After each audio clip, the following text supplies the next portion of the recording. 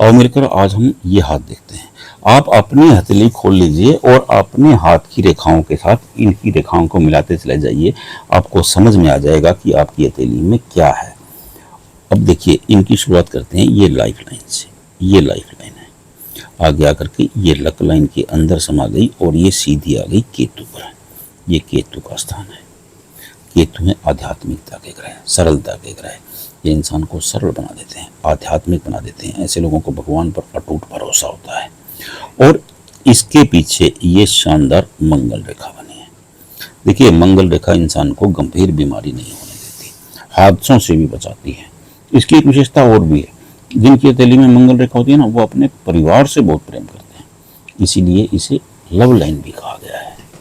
अब ये इनकी माइल्ड लाइन है। देखिए, ये माइल्ड लाइन बिल्कुल सीधी है और लंबे समय तक लाइफ लाइन के साथ चली है। आगे आकर के दो मुख भी हुई है। देखिए, दिमाग की रेखा सीधी है, इसका मतलब इंसान छल कपट से दूर है, सीधा सपाट फार्मूला होता है। और लाइफ लाइन के साथ लंबे समय तक चलती है तो ऐसे लोग एंट्रोवर्ड हो जाते हैं। कोई इनके काम में ज़्यादा इंटरफेयर करे या इन्हें कतई पसंद नहीं आता। ऐसे लोगों की एक कमज़ोरी और भी होती है, ये कोई भी फैसला चुटकियों में कर सकते हैं, लेकिन बात जब अपनी लाइफ की आती है ना, तब इन्हें सलाह की जरूरत पड़ती है। देखिए, हस्तरेखा शास्त्र कहता है कि अगर दिमाग की रेखा पूरी हथेली को पार कर जाए तो वो अति उत्तम होती है, और आपकी रेखा पूरी हथेली को पार कर रही है, ये आपको बहुत शार्प बनाने वाली है। दूसरी बात, अगर कोई भी रेखा दो मुख होती है, मतलब आगे जाकर के वी बना रही है, तो उसके प्रभाव में 2 गुना वृद्धि हो जाती है। आपकी दिमाग की रेखा बहुत शार्प है। अब मैं बात करता हूँ आपकी हार्ट लाइन की। देखिए, ये आपकी हार्ट लाइन है, शुरुआत में ही दीव बना रही है। देखिए, अगर दिल की रेखा शुरुआत में दीव बनाती है तो ये लाइफ में झटका लगने का संकेत होता है। कोई बंदा चीट कर जाता है, आपको हमेशा अलर्ट रहना चाहिए। और उसके बाद ये सीधी आई और आगे आकर के 2 मुख हो गई। देखिए, ये शनि की उंगली है। शनि की उंगली के सामने 2 मुख होना मतलब 2 मुख को विष्णु रेखा कहा गया है। हस्तरेखा शास्त्र कहता है कि ये विष्णु रेखा होती है। जिन लोगों की हथेली में विष्णु रेखा होती है, उन पर भगवान विष्णु की विशेष अनुकंपा होती है। लेकिन आपकी विष्णु रेखा शनि के सामने बनी है। शनि क्या है? शनि धन के कारक है, न्याय के कारक है। ऐसे लोग धन के बारे में बहुत सोचते हैं। अब बात करते हैं आपकी लक लाइन की। देखिए, आपकी लक लाइन लाइफ लाइन से मिलकर के चली है, अगर ट्रायंगल भी बना है। देखिए, जब भाग्य रेखा जीवन रेखा के बीच से निकलेगी तो ऐसे लोग स्वयं सिद्धा होते हैं, मतलब अपना रास्ता खुद बनाने वाले।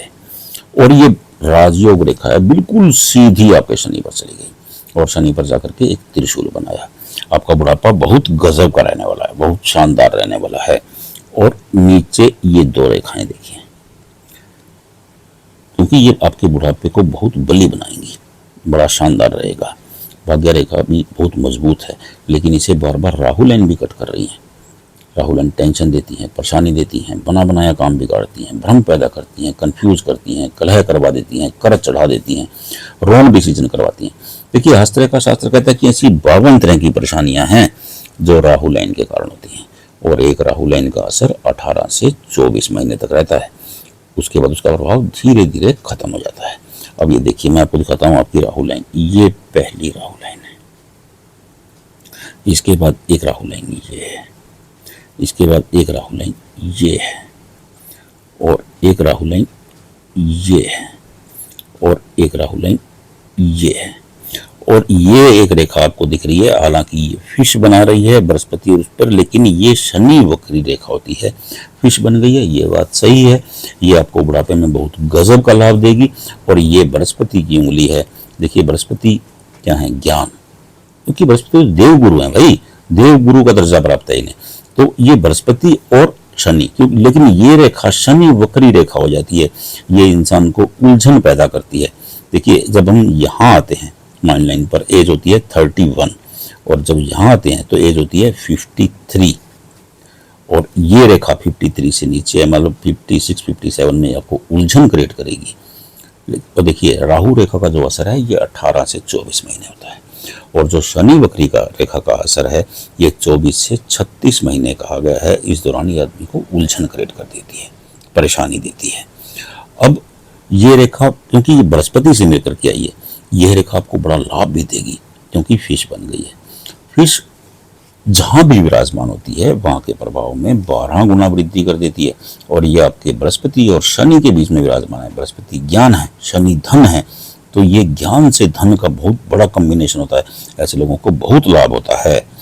अब मैं बात करता हूं आपकी सूर्य रेखा की। देखिए आपकी सूर्य रेखा ये सीधी आई और बिल्कुल शानदार बनी है। हालांकि थोड़ा सा शुरुआत में उलझन है, क्योंकि देखिए मैं आपको बताता हूँ, जब भी लक लाइन पर कोई अटैक होता है उसका सबसे ज्यादा असर सन लाइन और सक्सेस लाइन पर पड़ता है।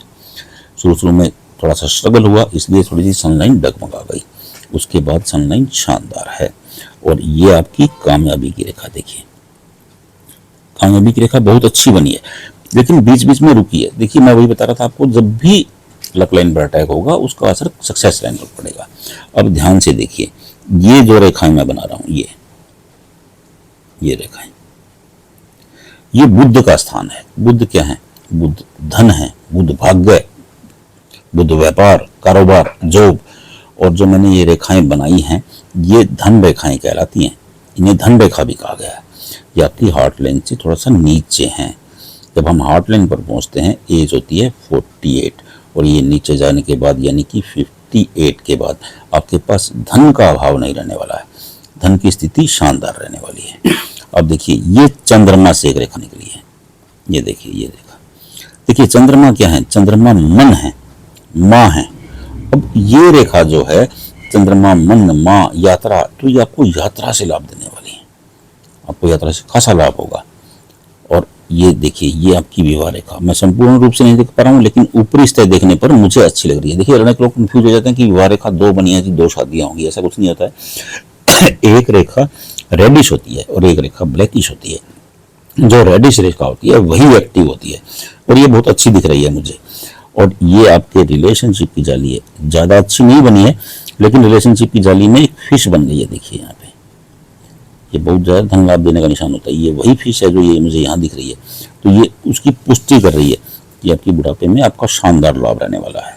देखिए ये आपकी सक्सेस लाइन है, और शुक्र पर ये नेट बना रही हैं।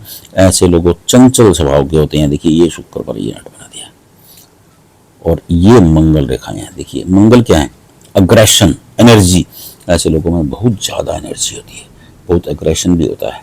देखिए मेरा अनुभव है, ऐसे लोगों के विरोधी भी बहुत होते हैं। ऐसे लोगों की आलोचना करने वालों की एक लंबी लिस्ट होती है। आपके अंगूठे पर देखिए ये ना आंख बनी है शानदार। ऐसे लोगों का जो IQ होता है वो बड़ा जबरदस्त होता है। और ये ज्ञान रेखाएं हैं, ये बृहस्पति पर देखिए ये रेखाएं, जो ऐसे लोग बौद्धिक रूप से बहुत विद्वान होते हैं, बहुत ज्ञानवान होते हैं। ये रेखाएं, ये ज्ञान रेखाएं कहलाती हैं।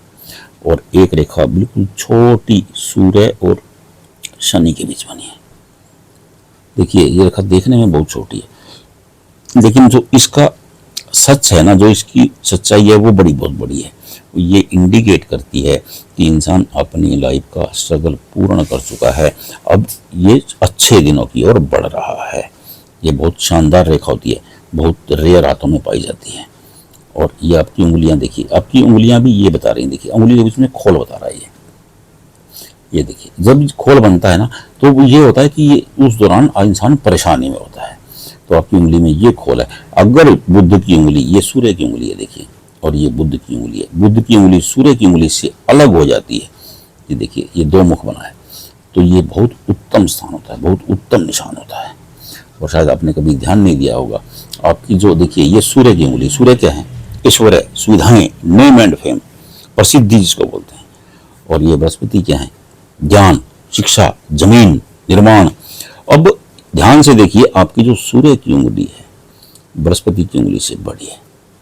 मेरा अनुभव है, जब भी ऐश्वर्य ज्ञान से बड़ा हो जाता है तो ऐसे लोगों की जो लाइफ का तीसरा चरण होता है वो बड़े गजब का होता है, बड़ा शानदार होता है, बड़ा लाजवाब होता है। और आपके अंगूठे पर भी 5 पोर बन गए हैं। देखिए हस्तरेखा का शास्त्र कहता है कि अगर अंगूठे पर 3 पोर बनते हैं तो उत्तम है, अगर 5 पोर बन जाते हैं तो अति उत्तम है। हमेशा खुश रहें, खुशहाल रहें,